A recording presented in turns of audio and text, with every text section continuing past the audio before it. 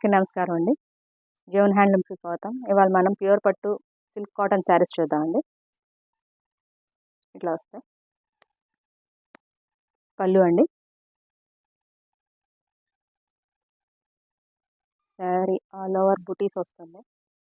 Kanchi border.